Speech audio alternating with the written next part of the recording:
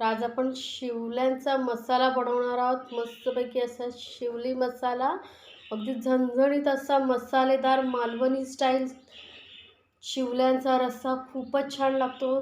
शिंपल्याही म्हणतात, मुळेही म्हटलं जातं, तिसऱ्याही म्हटलं जातं, म्हणजे वेगवेगळ्या प्रकार नावाने यांना संबोधलं जातं. पण टेस्ट एकदम अप्रतिम लागते.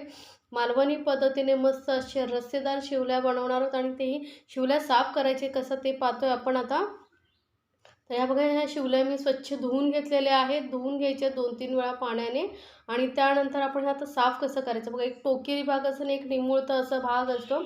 तर आपल्याला जो छोटा असा निमुळता गोलाकार असतो ना, तिथून आपल्याला हे शिवल्या अशा कट करायच्या असतात. तर विळीवरती असं थोडंसं हलक्या हाताने असं प्रेस केलं ना, की लगेचच ती ओपन होते बघा.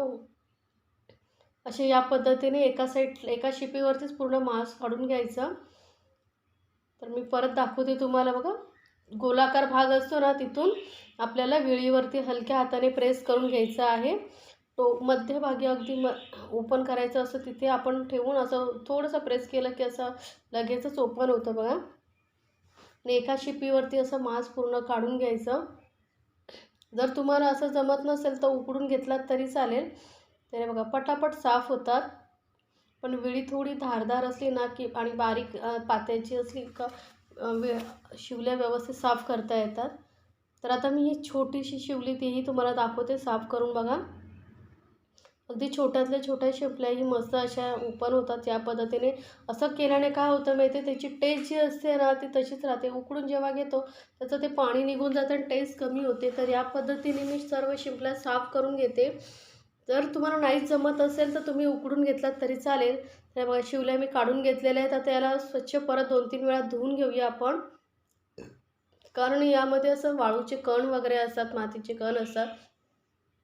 तर धुवून घेणं योग्य आहे. तर आता शिवल्या धुवून ठेवल्या त्यानंतर आपण चटणी बनवून घेऊया.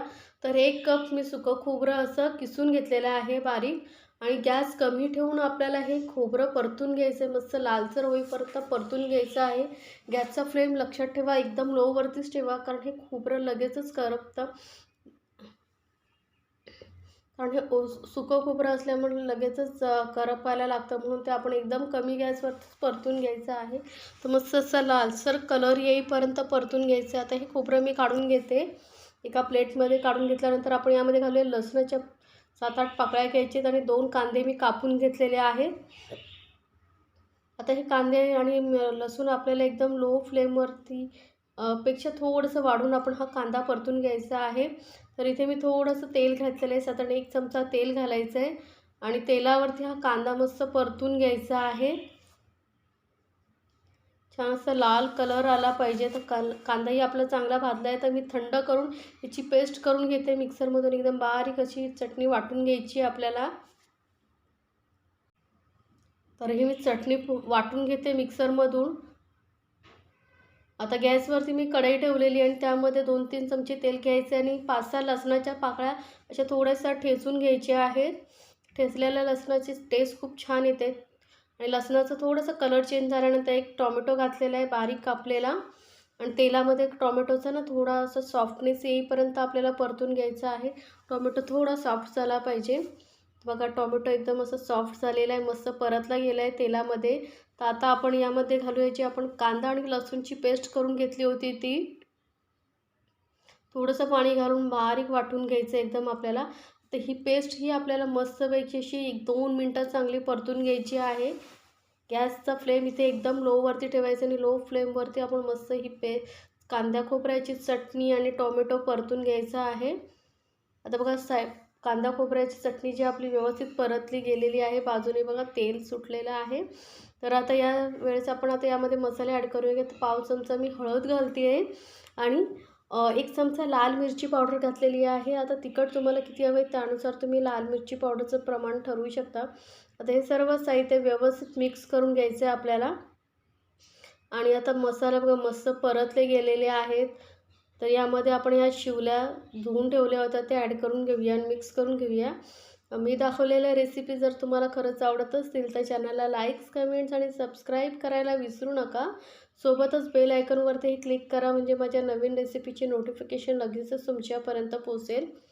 आता यामध्ये जर तुम्हाला शिवली बटाटा आवडत असेल तर बटाटाही तुम्ही घालू शकता. एक बारीक पुड्या करून बटाटा या स्टेजला घातला तरी शिवल्यांबरोबर तो व्यवस्थित शिजेल. पण मला एक शिंपी करायची म्हणून मी बटाटा घातला नाही. आता यामध्ये मी चवीनुसार मीठ घातलं आहे आणि पाणी न घालता आपण 2 मिनटं आधी त्याला वाफ देऊन घेणार आहोत. तर बघा 2 मिनटं मस्तपैकी शिवल्यांना वाफ दिली आहे. आता लगेच परतून घेऊया, आपण मिक्स करून घेऊया म्हणजे शिवल्यांमध्ये मसाला जो आहे व्यवस्थित लागेल सर्व शिवल्यांमध्ये. आता यामध्ये थोडंसं पाणी घालूया, अगदी जास्त नाही घालायचं आहे, थोडंसं पाणी घालायचं आहे कारण आपण हा रस्सेदार करतो आहे त्यामुळे मस्त थोडंसंच पाणी घालायचं आहे. तर अगदी आता बघा मस्त असं कलर पण किती छान आलेला आहे. तर आता याला परत आपण 2 मिनटं झाकून परत वाफ देऊन घेणार आहोत. 2 मिनटं बघा मस्त असं उकळी आलेली आहे. तर आता यामध्ये ॲड करूया कोकम. तर 5-6 कोकम मी घेतलेले आहेत आंबटपणासाठी. कोकमामुळे जबरदस्त टेस्ट येते शिवल्या मसाल्यांना. आणि इथे मी घातलेला अर्धा चमचा गरम मसाला. आता कोकम नसेल तर मग तुम्ही चिंच घातली तरी चालेल, पण शक्यतो कोकम घालून बघा, खूप छान टेस्ट येते शिवल्यांना. नॉनव्हेजमध्ये कोकम घातल्यामुळे जबरदस्त टेस्ट येते आणि कोकम कुठल्याही किराणा शॉपमध्ये मग इझिली मिळतं. आता मिक्स करून आपण याला परत 5-6 मिनटं मस्तपैकी शिजू द्यायचं आहे. 5-7 मिनटं जरी शिजवलं तरी चालेल. तर 7-8 मिनटं झालेली आहेत. बघा आपण ओपन करून बघितलेलं मस्त असा शिवल्यांचा रस्सा तयार झालेला आहे. किती छान दिसते, मस्त असं मसालेदार झणझणीत शिवल्यांचा रस्सा. अगदी बनवायलाही खूप सोपा आणि चविष्ट असा. तर नक्की बनवून पहा. पोळीबरोबर किंवा राईसबरोबर एकदम अप्रतिम लागतो हा शिवल्यांचा रस्सा. एकदम गरमागरम असं आणून तुम्ही नक्की ट्राय करून बघा आणि मला कमेंट्समध्ये सांगायला विसरू नका तुम्हाला शिवल्यांचा रस्सा कसा वाटला. आणि अशा छान छान रेसिपीसाठी आपल्या चॅनलला सबस्क्राईब की जरूर करा आणि तुमच्या फ्रेंड सर्कलमध्येही शेअर करा म्हणजे त्यांनाही या रेसिपी पाहता येतील.